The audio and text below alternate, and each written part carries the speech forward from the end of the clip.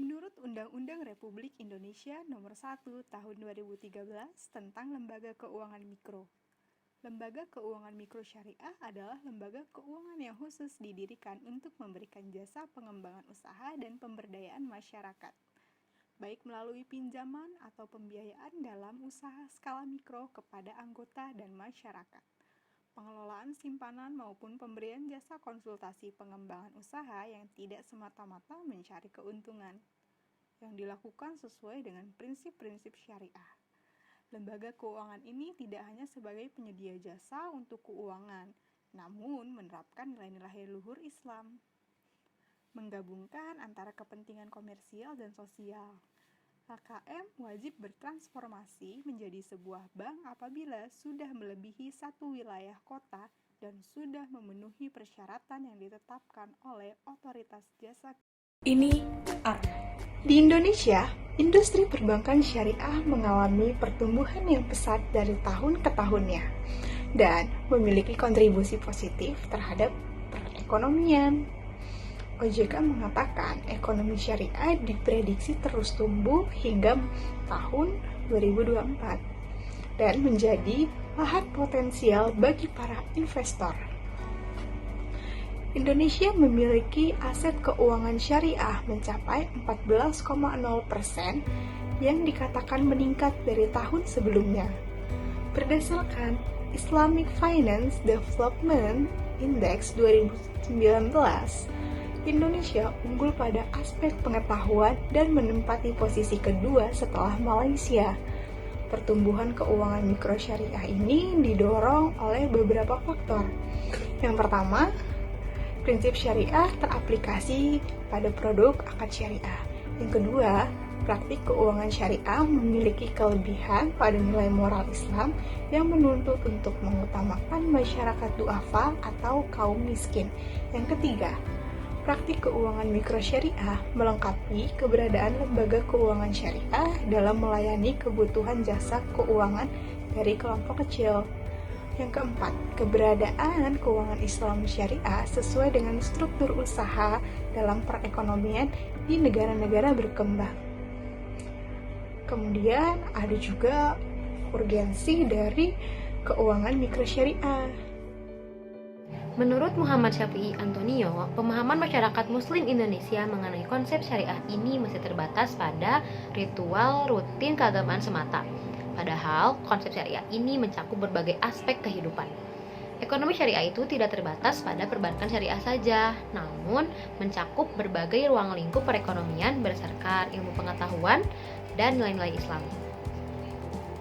Prinsip utama syariah adalah bagi hasil. Artinya, bank atau lembaga keuangan membayar kewajibannya kepada pemilik dana berupa porsi tertentu berdasarkan profit yang diperoleh dari penyaluran pembiayaan. Dalam penyaluran pembiayaan, lembaga keuangan umumnya memakai dua prinsip, yaitu jual beli dan bagi hasil. Walaupun prinsip keuangan konvensional dan keuangan syariah itu berbeda, seperti halnya keuangan konvensional, keuangan syariah juga memperhatikan pengelolaan aset dengan sangat hati-hati. Seperti yang kita tahu, keuangan konvensional itu wajib memberi bunga kepada pemilik dana secara tetap, sedangkan keuangan syariah itu memberikan bagi hasil secara tidak tetap, melainkan bergantung pada tingkat profit yang didapatkan. Meski begitu, lembaga keuangan syariah itu tetap menjaga agar tingkat bagi hasil yang diberikan kepada pemilik dana itu senantiasa menarik dan kompetitif. Pada dasarnya, kontrak keuangan syariah itu memiliki dua elemen, yaitu material dan etikal, di mana hal ini yang membedakan antara keuangan syariah dengan keuangan konvensional yang hanya memiliki satu elemen saja, yaitu material. Karakteristik keuangan syariah itu merupakan memperlakukan masyarakat miskin dan UMK bukan hanya sebagai objek komersial saja, melainkan sebagai objek sosial, di mana mereka punya kesempatan untuk memperbaiki taraf hidupnya melalui perekonomian. Ternyata, tidak hanya Indonesia yang menerapkan sistem keuangan mikro syariah ini, namun ada beberapa negara yang menerapkan sistem yang sama, di antaranya Ya, bener banget Al. Jadi perekonomian syariah di dunia ini tuh telah berkembang cukup pesat. Nah, awalnya itu karena perekonomian dunia itu sempat dihadapkan pada liberalisasi dan globalisasi. Selain itu juga maraknya krisis finansial global. Nah, ini tuh jadi momentum bagi ekonomi syariah untuk menerapkan sistem perekonomian syariah di dunia agar harapannya dunia itu menjadi lebih baik. Nah, berikut ini aku bakal ngejelasin ada beberapa lembaga keuangan mikro syariah di dunia yang telah berhasil menerapkan sistem perekonomian syariah. Yang pertama ini ada The Social Islamic Bank Ltd di Bangladesh. The Social Islamic Bank Ltd atau yang disingkat SIBL ini adalah bank komersial generasi kedua yang beroperasi sejak 22 November 1995. Nah, hingga sekarang SIBL ini tuh telah memiliki 121 cabang di seluruh dunia. Nah, SIBL ini tuh menjadi pelopor perbankan online di antara semua perbankan syariah di dunia dengan software yang mereka miliki, yaitu state of art banking software. Software ini memungkinkan bank untuk menyediakan layanan cabang perbankan secara real time kepada klien. Bank ini didukung produk dan jasa yang ditopang kuat oleh infrastruktur IT yang berkembang.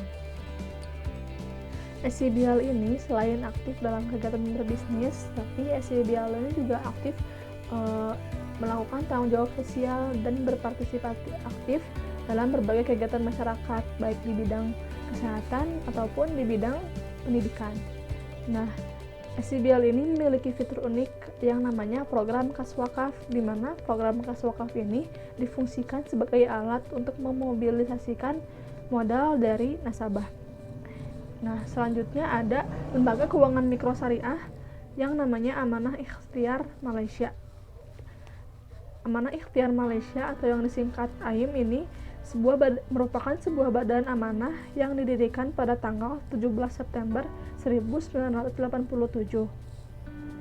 Nah, Amanah Ikhtiar Malaysia ini memiliki tujuan yang mulia, yakni untuk mengurangi kemiskinan di rumah tangga miskin dan yang berpenghasilan rendah dengan berbagai produk yang mereka miliki, diantaranya yaitu produk pembiayaan modal, simpanan modal, serta tabungan kebajikan dan kesejahteraan sahabat.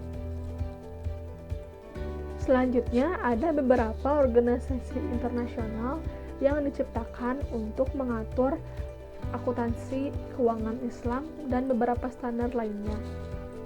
Yang pertama ada yang namanya The Islamic Financial Service Board atau yang disingkat IFSB yang berbasis di Malaysia. IFSB menerbitkan standar kehati-hatian dan prinsip-prinsip keuangan Islam.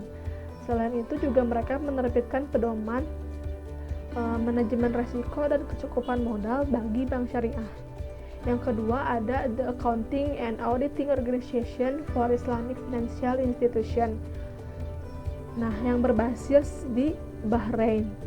Nah, organisasi ini mengembangkan standar laporan keuangan untuk lembaga keuangan Islam. Yang terakhir ada yang namanya The Islamic Development Bank atau IDB yang berkantor pusat di Arab Saudi. Nah, organisasi ini melakukan program pengentasan kemiskinan dan memajukan pembangunan ekonomi di negara-negara anggota Islam.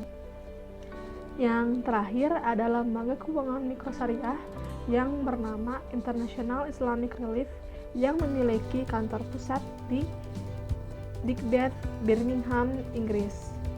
Islamic Relief ini telah memiliki kantor-kantor perwakilan di seluruh dunia. Salah satunya ada di Amerika Serikat, Australia, Bangladesh, Swedia, dan Malaysia. Islamic Relief ini memiliki program jangka panjang yang bernama One-to-One Orphan Sponsorship. Islamic Relief ini adalah organisasi yang benar-benar global dan berada di lebih dari 40 negara di seluruh dunia untuk memberikan bantuan darurat, melaksanakan pembangunan jangka panjang, dan melakukan kampanye perubahan.